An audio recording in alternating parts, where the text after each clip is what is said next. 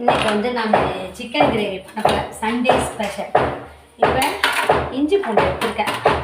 முதல்ல இஞ்சி பூண்டை நான் அரைச்சிக்க போகிறேன். இன்றைக்கி வந்து ஒரு மாடலில் பண்ண போகிறேன் சிக்கன் கிரேவி. நான் வந்து ஃபஸ்ட்டு இஞ்சி பூண்டு எடுத்துக்கிறேன். முதல்ல இதை எடுத்து அரைச்சி வச்சுப்போம். கொஞ்சம் இதை வந்து அரைச்சி நல்லா அரைச்சிக்கலாம். இப்போ இந்த இஞ்சி பூண்டோட 2 சாம்பார் வெங்காயம்,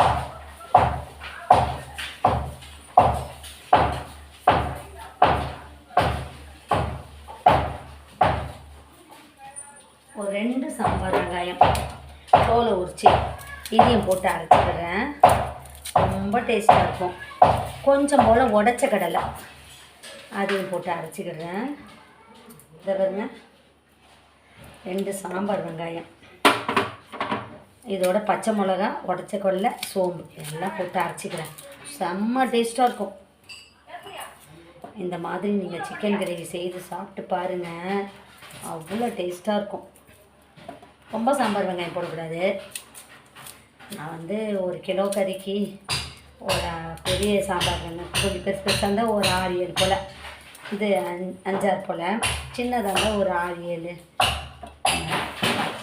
இப்போ நான் இதெல்லாம் மிக்ஸி ஜாரில் போட்டு அரைச்சிக்கிறேன்.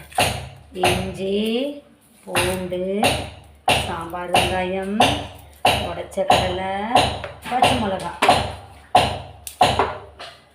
எல்லாம் போட்டு மிக்ஸி ஜாரில் அரைச்சிட்டு இப்போ நான் செய்ய போகிறேன் பாருங்கள் ஒரு கிரேவி. அவ்வளோ டேஸ்ட்டாக இருக்கும். இப்போ இது போட்டேன்னா அடுத்தது உடச்ச கடலை, பச்சை மிளகா, உடச்ச கடலை,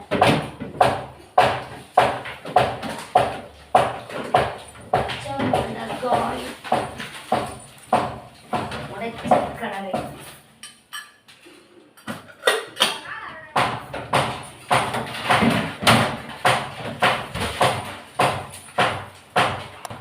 பாருங்க. இஞ்சி பூண்டு, சாம்பார் வெங்காயம், பச்சை மிளகா, உடச்ச கடலை. நான் ரொம்ப கம்மியாக தான் போடுறேன். இவ்வளோ உடச்ச கடலை, இன்னும் கொஞ்சம் கூட போட்டுக்கலாம். உடச்ச கடலை அப்படியே 2 சாப்பிட்டுக்கலாம். அடுத்தது சோம்பு, அடுத்தது கொஞ்சம் போல சீரகம், அடுத்தது கொஞ்சம் போல மிளகு, இதெல்லாம் போட்டு நல்லா அரைச்சிட்டு போகிறேன். மிக்ஸி ஜாரில் போட்டு அரைச்சிட்டு சிக்கன் எவ்வளோங்க? 1 கிலோ சிக்கன். இதுதான் நான் வந்து கிரேவி பண்ண போகிறேன். ஏன்னா சண்டேனாலுமே கறி, மீன், முட்டை, நண்டு, இறா அந்த மாதிரி சாப்பிட்டா தான் நல்லாயிருக்கும். அதனால் அதுதான் சண்டே. மற்ற நாள் சாப்பிட்றத விட சண்டே சாப்பிடும்போது நமக்கு ரொம்ப இன்ட்ரெஸ்டாக இருக்கும். அது ஒரு நல்லா ரெஸ்டிங் டே. அதனால் நம்ம நான்வெஜ் செய்து சண்டே கொண்டாடுவோம். இதை நல்லா கழுவிக்கலாம். நல்லா மஞ்சத்தூள் போட்டு கழுவணும். அப்போ தான் சிக்கன் வாசனை வராது. இல்லைன்னா சிக்கன் வாசனை வரும். மஞ்சத்தூள் வரேன். ஃபஸ்ட்டு கொஞ்சம் லைட்டாக கழுவிட்டேன். அதுக்கப்புறமா மஞ்சத்தூள் போட்டு நல்லா கழுவி, மஞ்சத்தூள் போட்டு நல்லா பெசஞ்சிக்கிறேன். பெசஞ்சிட்டு இப்போ நல்லா கழுவுறதுல அவ்வளோ சுத்தமாக இருக்கும். கழுவி வச்சுருவேன், இஞ்சி பூண்டு அரைச்சி வச்சுருவேன், வெங்காயம் நறுக்கி வச்சுருவேன். அவ்வளோதான், அப்படியே செய்ய வேண்டியதுதான்.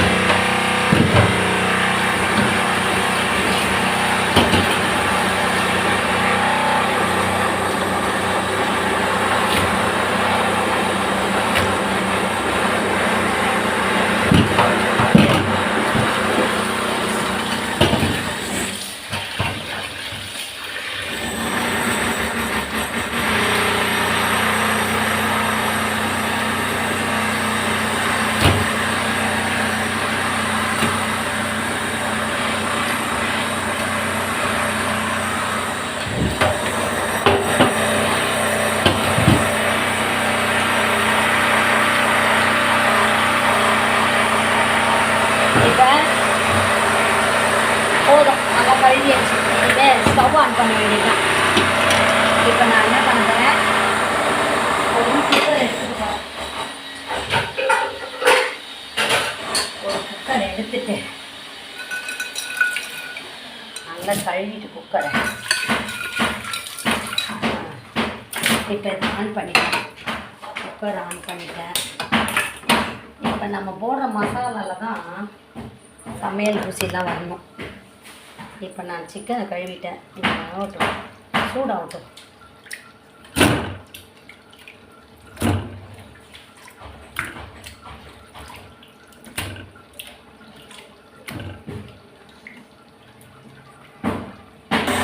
பேன் சூடாகிடுச்சு.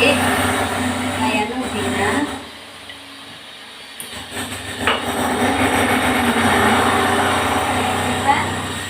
இதில்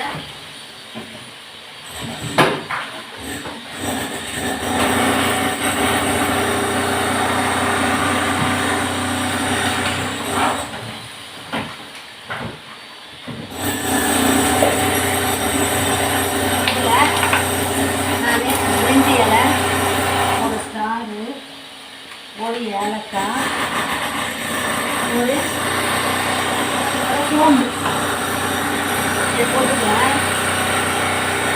போட்டுட்டு வெங்காயத்தை போட்டுக்கலாம். வெங்காயத்தை போட்டு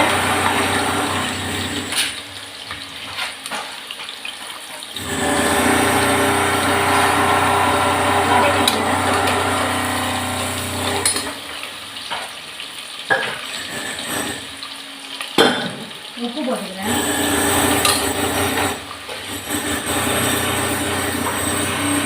கருவேப்பிலை போட்டுக்கிறேன். கருவேப்பிலை கழுவிக்கிறேன்.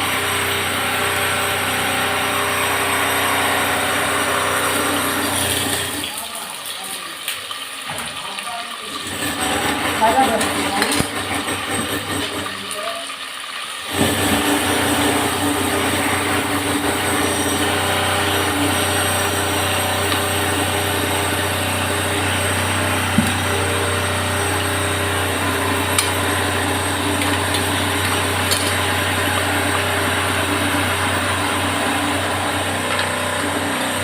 வதங்கட்டும் நல்லா.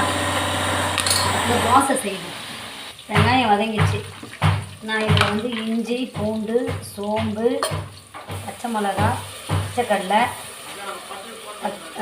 சாம்பார் வெங்காயம் அதெல்லாம் போட்டு அரைச்சி வச்சேன். கிரேவியை போட்டுக்கிறேன். மசாலா கிரேவி இல்லை, மசாலா இஞ்சி, பூண்டு, பச்சை மிளகா, சாம்பார் வெங்காயம், சோம்பு, பச்சைக்கடலை இது போட்டு அரைச்சி வச்சேன். கிரேவி மசாலாவை இதில் போட்டு மிக்ஸ் பண்ணிடுறேன். நல்லா வாசனை இருக்கும். வாசனை வர வரைக்கும் இதுக்குள்ள இதை தக்காளி இதில் போட்டு அரைச்சிடுறேன்.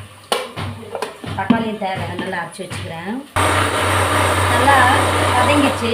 தனியாத்தூள், Kashmiri chilli powder, chicken 65 masala தூள், அடுத்தது வந்து கொஞ்சமாக தனி மிளகாத்தூள், அடுத்தது குழம்பு மிளகாத்தூள் எல்லாம் போட்டு நல்லா மிக்ஸ் பண்ணி வச்சுருக்கேன். அப்படியே தக்காளி கொஞ்சம் போட்டுக்கிறேன்.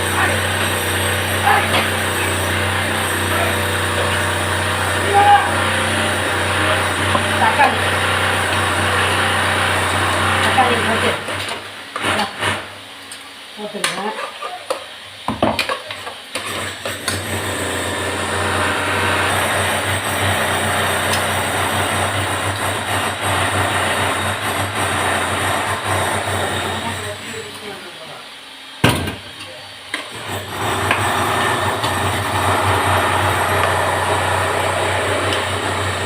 இதுக்கு தண்ணி ஊற்ற வேணாம். இதை நான் அந்த குக்கர் வந்து ஸ்டவ்வில் வச்சுருவேன். கொஞ்சம்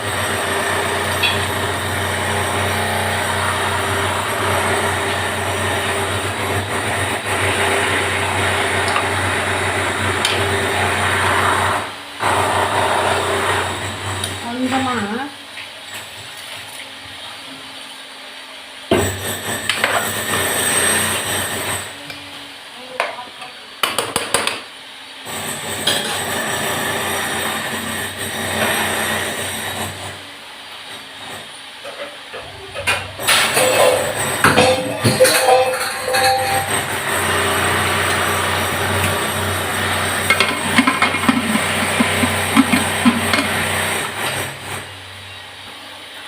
முட்டை தோசை.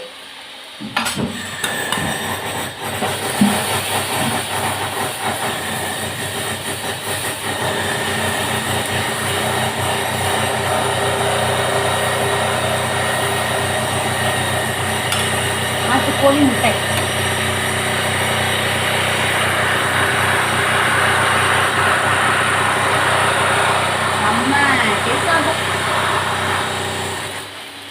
நாட்டுக்கோழி முட்டை தோசை.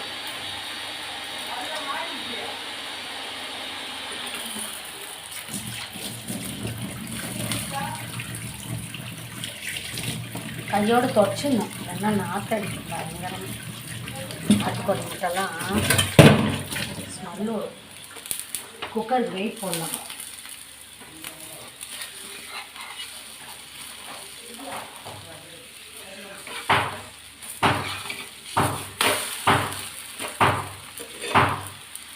நாட்டுக்கோழி முட்டை தோசை.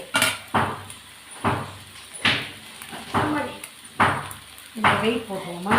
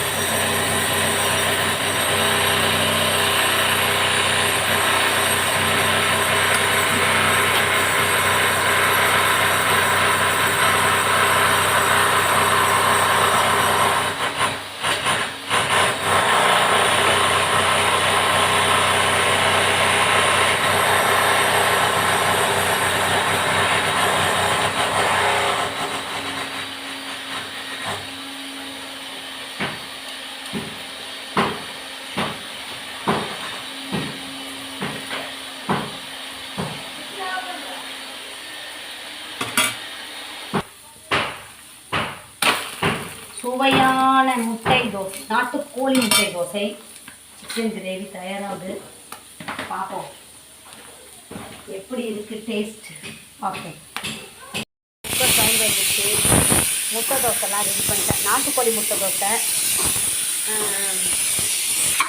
கிரேவியும் ஆயிடுச்சு. எப்படி இருக்குன்னு பார்ப்போம். குக்கர் திறந்து பார்க்கணும். இப்போ இதோ ஓப்பன் பண்ணி பார்ப்போம் எப்படி இருக்குன்ட்டு. இந்த இப்போ கறி குழம்பு எப்படி இருக்குது பார்ப்போமா?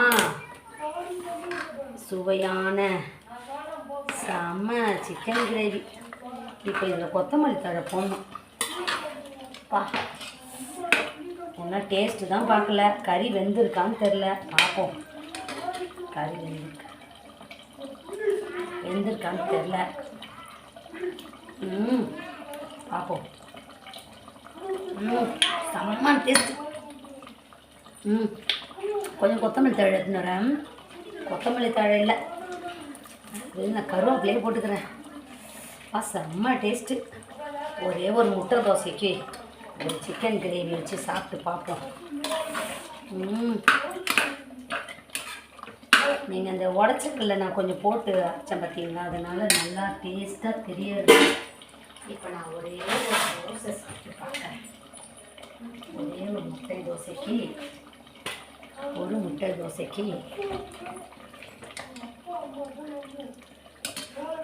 அப்பா செம்ம டேஸ்ட். நீங்களும் என்ன செய்ய சாப்பிட்டு பாருங்கள். நமக்கு செய்யும்போது டேஸ்ட்டு வேறு மாடலில் வரும். இப்போ நம்ம எப்பவும் சாப்பிட்ற டேஸ்ட் இல்லாமல் புதுமையான டேஸ்ட்டாக இருக்கும். ரொம்ப நல்லாயிருக்கும். பாருங்க, ஒரு கறி இதில் வச்சு அம்மா